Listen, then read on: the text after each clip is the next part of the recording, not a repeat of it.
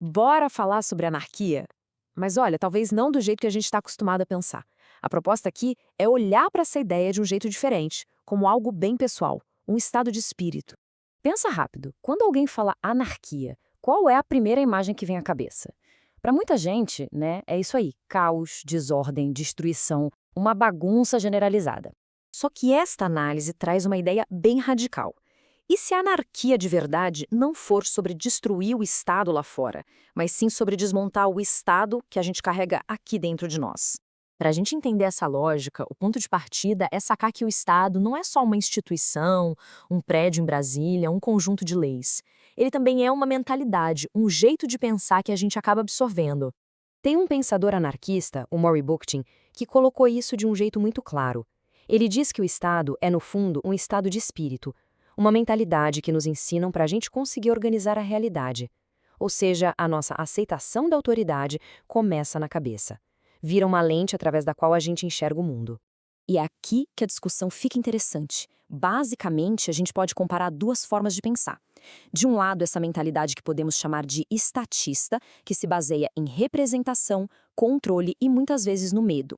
Do outro, uma mentalidade anarquista que valoriza a experiência direta, o respeito mútuo e a cooperação.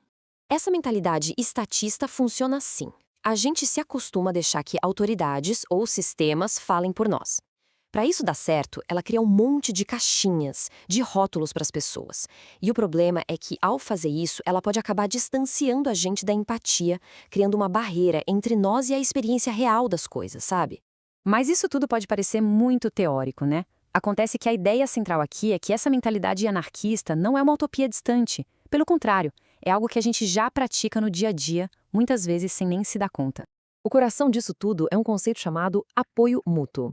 Quem falou muito sobre isso foi o Piotr Kropotkin. Ele dizia que o que move a sociedade e até a evolução para frente não é só a competição do cada um por si, mas principalmente a cooperação, a ajuda voluntária. E essa citação do Weaver resume a ideia perfeitamente. Ele diz que somos todos anarquistas na maior parte do tempo. Ou seja, esses princípios anarquistas estão vivos justamente naqueles espaços não governados da vida cotidiana. É só parar para pensar um pouco. Como funcionam as nossas amizades? E quando a gente trabalha em um projeto colaborativo, sem um chefe mandando em cada passo? Nessas relações, a gente já opera com base em princípios anarquistas. Associação voluntária, decisões em conjunto, tratamento de igual para igual. Bom, a partir daqui, a análise fica ainda mais profunda. A gente sai um pouco da interação com os outros e mergulha no trabalho interno, na busca pela liberdade pessoal de cada um. Existem pensadores, como o professor de yoga Michael Stone, que fazem essa conexão de forma direta. Eles ligam práticas como a yoga e a meditação a uma mentalidade anarquista. Como ele mesmo diz, quando a gente solta toda essa narrativa que criamos, o que sobra é um sentimento de intimidade com tudo à nossa volta. A lógica por trás disso é a seguinte: o processo de meditar, que envolve o observar e desconstruir esse eu rígido, o nosso ego, acaba sendo um espelho do processo político de desconstruir a autoridade externa. Então, a teoria sugere que, à medida que a gente se liberta das nossas próprias identidades rígidas, desse governante interno, a nossa necessidade de ter governantes externos, como o Estado, vai diminuindo naturalmente. Tudo isso nos leva a uma pergunta bem prática, né? Certo, mas como é que a gente pode cultivar ativamente esse estado de espírito anarquista no nosso dia a dia? Aqui são propostos 3 caminhos práticos. Primeiro, em vez de obedecer no automático, questione, pergunte se uma regra faz sentido, se é justa. Segundo, pratique o apoio mútuo. Procure ativamente oportunidades de ajudar os outros de forma direta. E terceiro, faça o trabalho interno, de se observar, de usar a meditação ou a escrita para entender e desconstruir as suas próprias hierarquias mentais.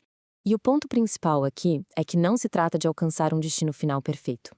É mais sobre um processo contínuo, uma prática diária de cultivar relações mais livres, tanto internamente quanto com as pessoas ao nosso redor. E isso tudo nos deixa com uma pergunta final que é bem provocadora.